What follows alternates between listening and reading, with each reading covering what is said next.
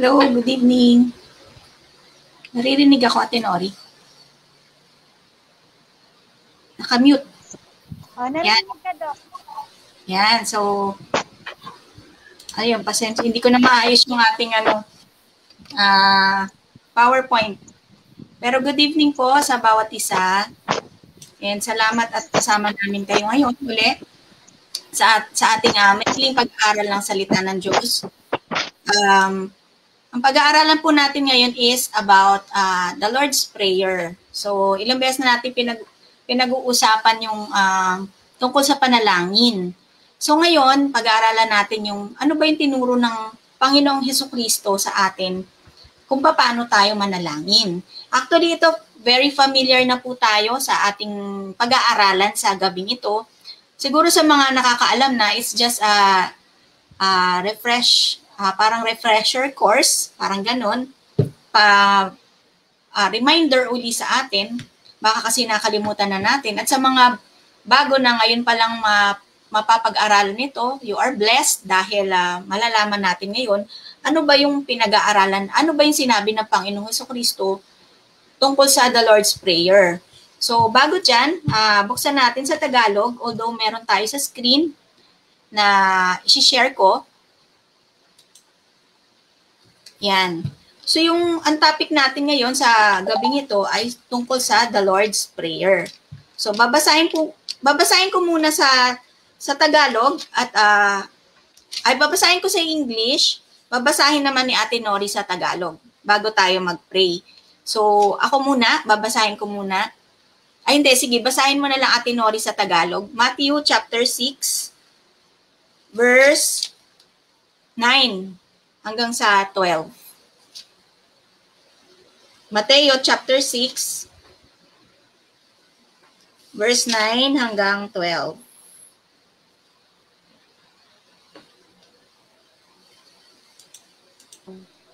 Verse 10, dumating nawa ang iyong kaharian, masunod nawa ang iyong kalooban, dito sa lupa, tulad ng sa langit.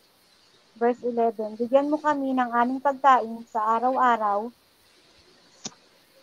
Verse 12, at patawarin mo kami sa aming mga kasalanan, tulad ng pagpapatawad namin sa mga nagkakasala sa amin. Yan. Sige pa. Isusunod pa. 13, verse 13. Verse 13, at huwag mo kami hayaang matukso, kundi ligtas mo kami sa masama, sapagkat iyong kaharian at ang kapangyarihan at ang kaluwalhatian, magpakailanman. Yan, purihin ng Panginoon sa pagkabasa ng kanyang salita. Bago tayo magtuloy-tuloy at aralin natin sa English yung verse na binasa ni Ate Nori, let us pray muna. Lord, salamat Panginoon sa gabi nito, sa aming maikli pag-aaral ng iyong mga salita. Patuloy nga na samahan niyo nga po kami ng inyong banal na spirito. Kayo po magbigay ng karunungan sa amin, kaunawaan, lalong-lalo na po sa aming mga viewers na nakikiaral ng inyong mga salita. Lord, patnubayan niyo nga po kami at tulungan niyo po kami at hayaan niyo nga po na magrema ang mga salitang ito at maging gabay sa aming pang-araw-araw na pamumuhay bilang Kristiyano, bilang tao at bilang anak mo. Turuan niyo nga po kami kung paano ang tamang panalangin nang sa gayon ay mabigyan ka namin ng kaluguran at magawa po namin ng tama ang mga nais mo. Marami pong salamat. Ito po ang aming samot dalangin sa pangalan ni Jesus. Amen and amen. Yan. So, good evening po uli. At maraming salamat dahil sa nandito tayo ngayon at sama-samang nag-aaral ng salita ng Diyos. So, yung mga iba, late na nakakapanood, so okay lang po. And welcome po kayo. Later on, pini-welcome ko na rin kayo kung malate tayo na manood ng ating pag-aaral. So, ngayon, siguro mula ng pagkabata natin na nire-recite na natin to.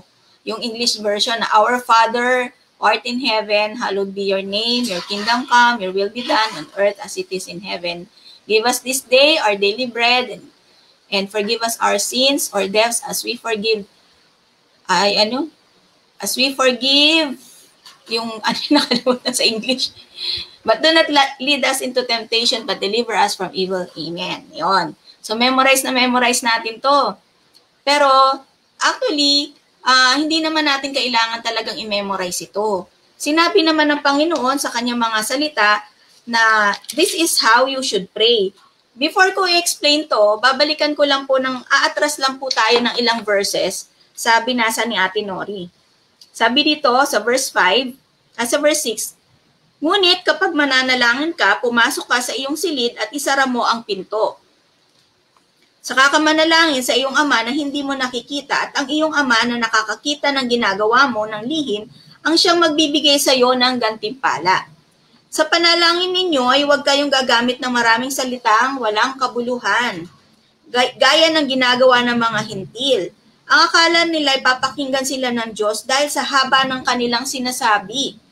Huwag ninyo silang tutularan. Alam na ninyong ng inyong ama na nasa langit ang inyong kailangan bago pa ninyo ito hingin sa Kanya.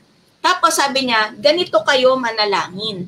So, babalikan sa verse 6, kapag mananalangin, pumasok kayo sa inyong silid. So, ibig sabihin, ang ino-honor ng Panginoon, yung sincere prayer. Yung panalangin na galing sa puso, na yung talagang all out na dumudulog ka sa Panginoon. Kasi 'di ba, minsan aminin naman natin noon nung hindi natin alam manalangin. Basta lang memorize natin, 'di ba? Yung basta ma-recite lang natin, akala natin okay na. Na alam naman natin na hindi natin ramdam na galing sa puso natin. Tapos pagkatapos manalangin, wala lang, para kang nag-oral recitation na hindi natin naramdaman yung sagot ng Panginoon o hindi natin napakinggan yung sagot ng Panginoon. Kasi hindi naman yung gustong way ng panalangin ng Panginoon. Dito nga sinasabi, sabi, saka ka manalangin sa iyong ama na hindi mo nakikita. So okay lang po, sabi dito, sa ama na hindi mo nakikita at ang iyong ama na nakakakita ng ginagawa mo ng lihim ang siyang magbibigay sa iyo ng gantimpala. So ibig sabihin po, okay lang po na wala tayong nakikita o wala tayong kaharap habang nananalangin tayo. Si Jesus Christ na po mismo ang nagsabi dito. Kasi di ba minsan tayo, sabi natin, parang feeling natin wala tayong kausap kapag wala tayong kaharap na nananalangin. Pero dito, sinabi na mismo ng Panginoong Hesukristo na saka ka manalangin sa iyong ama na hindi mo nakikita. So okay lang kasi ang Panginoon, hindi nga natin siya nakikita, pero tayo nakikita ng Panginoon, ng Diyos Amang nasa langit. Amen? So, tapos dito sa verse 7, sa panalangin ninyo, huwag kayong gagamit ng maraming salitang walang kabuluhan. So, ano yung mga salitang walang kabuluhan? Yung wala namang koneksyon sa gusto natin, sa hinihiling natin sa Panginoon. Minsan, banggit tayo ng mga bagay, ng mga salita, ng pangalan, pero wala namang koneksyon sa hinihiling natin sa Panginoon. Amen? So, dito, tapos hindi kailangan ng mahabang panalangin. Direct to the point. Pag nanalangin, para naman pag nakikipag-usap tayo eh. Di ba pag may mga tao tayong kausap, kunyari may binabalita o may kinukwento, ang daming paligoy-ligoy. Di ba? Tapos, ano ba talagang gusto mong sabihin? Di ba? Dumarating tayo sa punto na ganon. Ano ba? Sige, diretsuhin mo na ako. Ganon din ang Panginoon. Gusto niya, dinidiretso natin siya. Wala nang paligoy-ligoy na wala yun sa haba ng panalangin eh. Andun yung sa sincerity, andun yung sa pure intention ng heart natin, sa motibo ng puso natin, yung idinudulog natin sa Panginoon. Wala yun sa ang haba-haba nga, pero wala naman sincerity. Kumbaga, parang yung sabi nga dito sa umpisa, parang nagpapakitang tao lang tayo, pinapakita lang natin na nagpipray tayo. Yun. So, ang gusto ng Panginoon, sincere, yung kung iiyak natin sa Panginoon o pwede rin tayong magtatalon sa harapan ng Panginoon, kahit hindi natin siya nakikita, okay lang yun. Kasi hindi naman talaga nagpapakita ang Panginoon ng yung harap-harapan eh. Bihira lang po siya magpakita. Nagpapakita siya pwede sa panaginip or sa gumagamit siya ng ibang tao na magiging messenger niya. Kaya nga sa Old Testament may mga prophet, 'di ba? May mga propeta na siyang messenger niya. Even mga angels, ginagawang messenger ng Diyos Amang nasa langit. So, ganun din sa atin. It's okay na wala tayong nakikita sa ating harapan. Amen? And then, sabi dito, wag niyo silang tularan. Wag daw tularan. Kasi dito, katulad din natin, akala nila ipapakinggan sila ng Diyos dahil sa haba ng kanilang panalangin. Ayun, hindi porket nag-pray tayo, nagsalita at sinabi nating Lord, okay na. Merong panuntunan ng Panginoon. Hindi kailangan na mahaba na tas akala natin papakinggan na. So again, paulit-ulit, tinitingnan ng Lord ang puso natin. Amen? So dito, sabi, alam na ng inyong amang nasa langit ang inyong kailangan bago pa ninyo ito hingin sa Kanya. So ang tanong, alam na pala ni Lord yung laman ng puso ko. Alam na pala ng Panginoon kung ano yung gusto ko. Bakit pa ako magpe-pray? O yan, di ba? Alam na pala bakit pa kailangan manalangin? Mamaya, sasabihin ko bakit kailangan nating manalangin. And even dito, si Jesus mismo ang nagsasalita dito. Siya mismo ang nagtuturo ng panalangin. So, ibig sabihin, kahit alam na ng Diyos, kasi di ba all-knowing ang Panginoon, alam niya iniisip natin, alam niya yung laman ng puso natin, alam niya yung bibig kasi ng bibig natin, alam niya yung gagawin natin. Pero, bakit kailangan pa rin mag-pray? At tinuturo pa rin ni Jesus yung tamang panalangin. Sabi dito, sa verse 9, ganito kayo manalangin. Sabi niya gano'n, this is how you should pray. Ganito kayo manalangin. Pero hindi naman niya sinabing, this is what you should pray. Hindi naman siya sinabing, ito yung i-memorize natin. Even si Jesus naman, di ba nagpe-pray siya ng sarili niya, umakit siya sa bundok, madaling araw, hindi naman yan din yung directly na same words ang sinasabi ng Panginoong Hesukristo nung nananalangin siya sa kanyang amang nasa langit nung nandito pa siya sa lupa. Di ba? Hindi mo siya maririnig na ganyan, pero tinuro niya sa atin. It's just a pattern. So di ba, gusto nating matuto, gayahin natin si Jesus. Si Jesus, hindi rin naman niya ni-recite yan. Basahin natin ng buong New Testament, ng four Gospels, kung nasaan nandun si Jesus na kinukwento. Hindi ganyan yung panalangin na ni-recite niya. Pero mapapansin natin, yan yung pattern ng panalangin na ginagawa ni Jesus at itinuro niya sa mga disciples noon at ipinag-aaralan naman natin ngayon. So ngayon, sabi, ganito kayo. So ibig sabihin, gagayahin natin yung pattern. So ngayon, ano yung pattern na gustong ituro ng Panginoon sa atin? Sabi niya dito, sa Tagalog, Ama naming nasa langit, sambahin nawa ang iyong pangalan. O yun, isa-isahin natin. Sabi ni Jesus, ganito kayo manalangin. Our Father in heaven, hallowed be your name. So ano yung sabihin nun? Na kapag nananalangin tayo, we should recognize na meron tayong God the Father na nasa langit. Na kailangan, alam natin sa puso natin na tanggap natin, alam natin na meron tayong Ama na anytime malalapitan natin. Di ba parang katulad din naman sa atin, di ba? Pa tayo nahihiyan lumapit sa isang tao. Kasi feeling natin mapapahiya tayo. Di ba? Or baka hindi tayo pakinggan. Pero dito, sinasabi ni Jesus, lapit kayo sa Ama nating nasa langit. At bakit niya sinasabi? Kasi alam niya, hindi tayo mapapaya kapag lumapit tayo sa Amang nasa langit. Amen? Di ba parang ganun din tayo pag nagre-recommend? Parang nire-recommend niya ang God the Father. Para bang punta ka kay, kunyari, punta ka kay Ate Nori, lapit ka doon, hindi ka mapapaya doon. Parang ganun. Di ba? Ganun lang sinasabi ni Jesus dito. Punta kayo, lumapit kayo sa Diyos Ama na ating nasa langit. Sinasabi niya, hindi tayo mapapaya. And hallowed be your name. Ibig sabihin, holy be your name. Pangalan pala ng ating Diyos. Holy na, banal.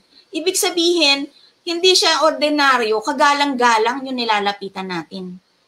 Amen? Holy siya, banal, kagalang-galang, pure, walang kasalanan. Ganun ang holy eh.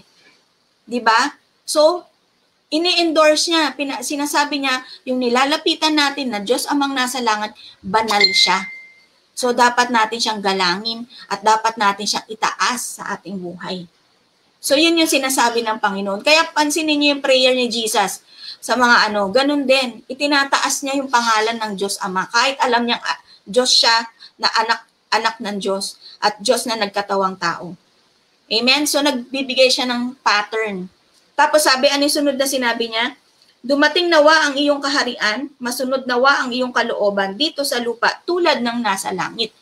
Your kingdom come, your will be done on earth as it is in heaven. So, ang gusto ng Panginoon dito, yung kalooban, your will be done, yung kingdom, una, kingdom. Ibig sabihin kung ano yung meron sa kalangitan, sa kaharian ng Diyos, hingiin din natin. At yung kalooban ng Lord, yun din ang hingiin natin. Your will be done. Hindi naman sinabing my will be done, di ba? So tinuturuan tayo ng Panginoon na maging submissive sa kalooban ng Panginoon. So ang prayer pala is inaalam natin yung kalooban ng Panginoon at yung kalooban niya mapangyari sa buhay natin. Hindi yung ang prayer, yung meron tayong sariling kalooban, itinataas natin sa Panginoon at papasunodin natin ang Diyos Amang nasa langit sa kagustuhan natin. Baliktad po. Ito, tinuro po ng Panginoon sa atin. Your kingdom come, your will be done. So, paano natin malalaman yung will niya? Siyempre, palagi na kinikilala natin siya. Nag-aaral tayo ng salita ng Diyos. On earth as it is in heaven. So yung kung ano yung meron muna sa kalangitan, yun ang hinihiling natin at gusto natin mapangyari sa buhay natin dito sa lupa. Ano bang meron sa kingdom, sa heaven? Ate Nori, sa palagay mo, anong meron do sa heaven, sa kingdom of God? Unmute po.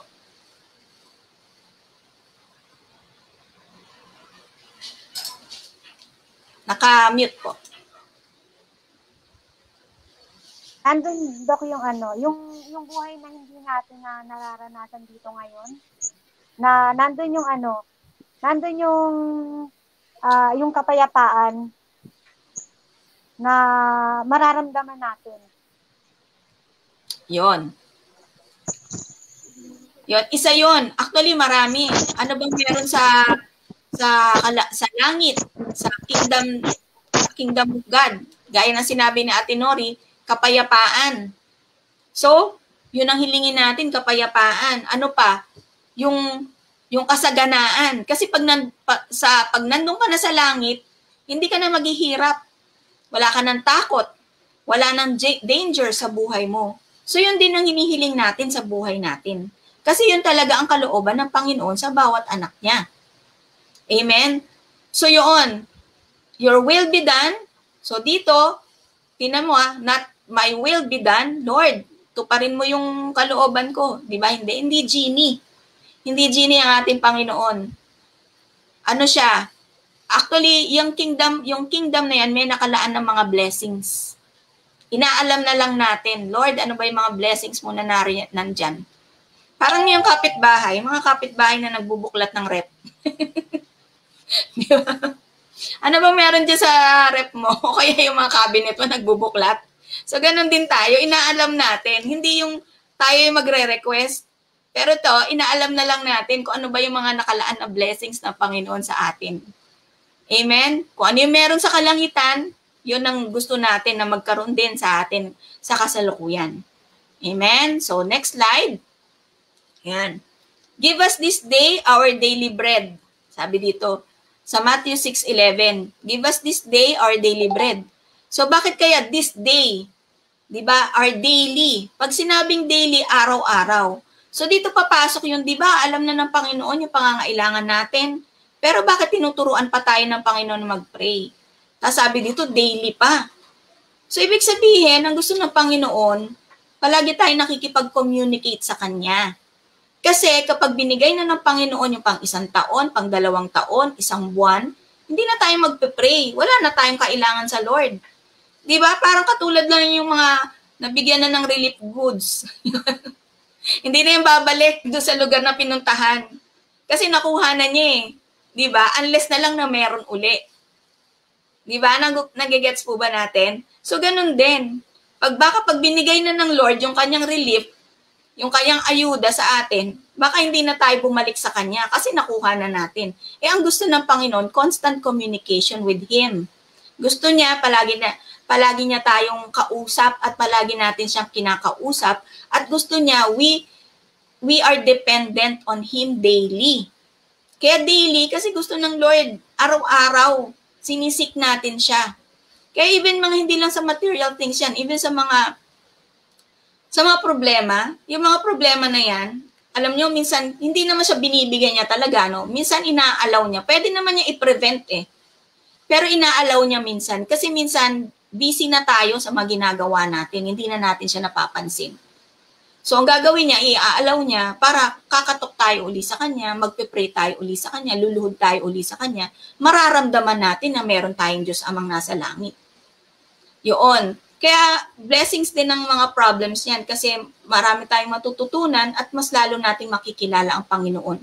At mas lalong binibigyan niya tayo ng chance na maging anak niya at maipadaman niya yung sarili niya bilang ama natin.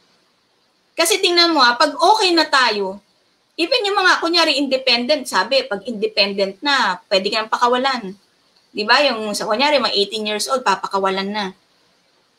So, pag sinabing independent, hindi na kailangan yung magulang. Diba? So, dito, ang gusto ng Panginoon, ayaw niya maging independent tayo. Gusto niya mag-rely tayo palagi sa Panginoon. Katunayan ngayon sa Jeremiah 29:11, 12, yung kasunod nun eh. Bakit binibless? Kasi gusto niya palaging pag blines, lalapit at lalapit tayo uli sa Kanya. Diba yung sa Jeremiah 29? Yun, patunay yun na gusto niya palagi tayong lumalapit. Kaya daily. Yan. Next slide. And lead us not into temptation, but deliver us from evil. From evil one. Yan. Sabi, lead us not into temptation. Susunod pa ba? Ayan, dalawa pala. So ito na. And lead us not into temptation, but deliver us from the evil one. Dito, sasabihin natin tao lang tayo. 'Di ba? Ang hirap magpakabuti, sabing gano'n. Kaya tinuturuan tayo ng Lord. Sabi, 'di ba ang hirap namang magpakabait? Ang dami-daming masama dito sa mundo. Nakakatukso, ang dami naman tukso dito sa mundo. Ngayon, tinuturuan tayo ng Panginoon. Kung gusto nating ma-overcome yung mga tukso, ma-overcome yung mga problema sa buhay, punta tayo sa, sabi, ganito kayo manalangin, di ba? Pag-address natin ang Diyos amang nasa langit, tapos sa Kanya din tayo humingi ng kalakasan para makaiwas tayo sa tukso. Amen? Yung tuksong magalit na makapagmura na tayo, tuksong magsumpa o tuksong gumante, di ba? So para ma-prevent yan, lapit tayo uli sa Panginoon. Kaya sinasabi ng Panginoon, ito yung mga laman ng panalangin natin. Ito yung mga pwede nating ilapit sa Panginoon. Amen? So sinabi niya ito yung mga pwede nating ilapit sa Panginoon. Tapos, and deliver us from the evil one. Ngayon, kung dumating yung time na conquer na tayo, nakulong na tayo, ang Panginoon pa rin na magpapalaya sa atin. Kumbaga, nalugmok na tayo, o kaya, yung kumbaga, nadagit na tayo ng kaaway, ang Panginoon pa rin ang makakabigay tulong sa atin upang makawala tayo sa kinalalagyan natin. Amen? So, napakasimple lang po ng ating lesson. So, papansin natin dito, yung panalangin na tinuro sa atin ng Panginoon, cover na po lahat. Pansin niyo po, lahat na, cover na.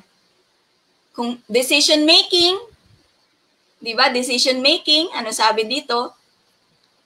Your will be done, your kingdom come, decision making, sa Kanya pa rin.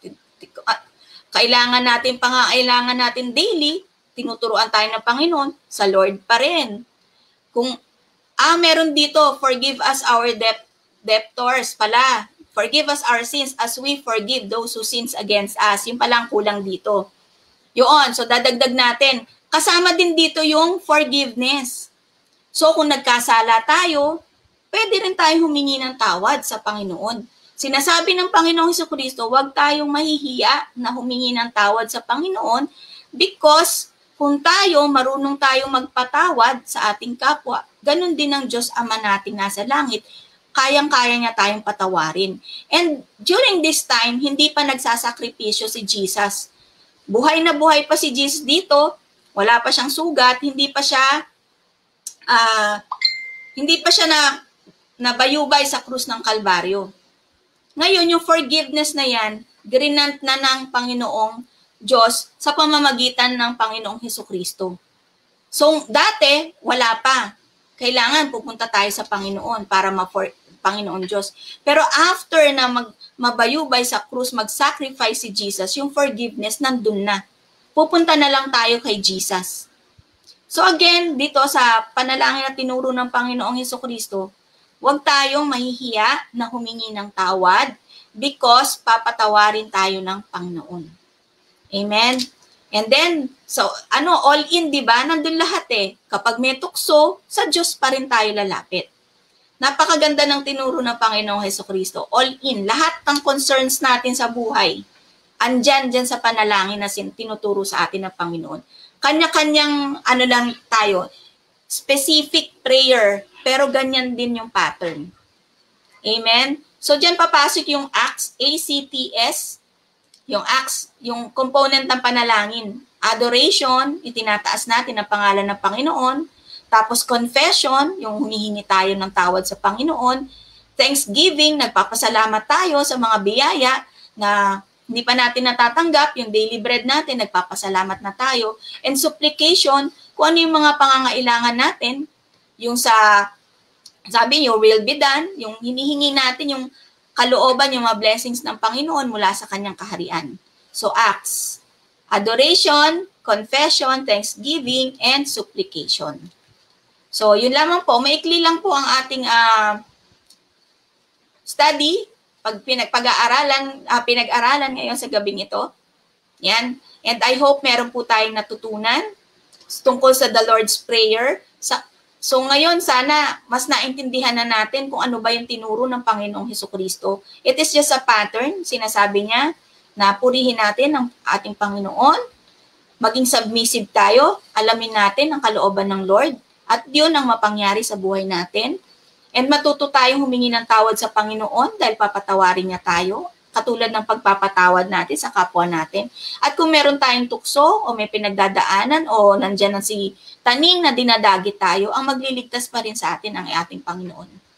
So, yun lamang po, palakpakan natin ng Panginoon. Yan. So, Ate Nori, could you end us with a closing prayer? Sige, luko po natin ang ating mga mulat. Sige po ng ating mga mata. Hallelujah God, hallelujah Jesus. Lord God, maraming salamat Panginoon.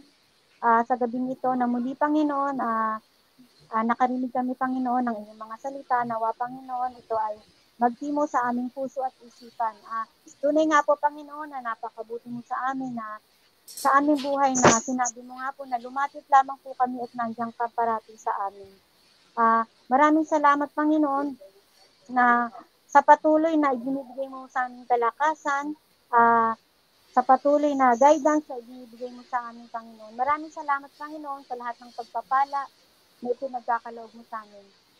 Ito po ang aming samot panalangin sa tanging pangalan ng iyong anak na Jesus. Amen. Ayan. Yan. Thank you. Picture muna tayo.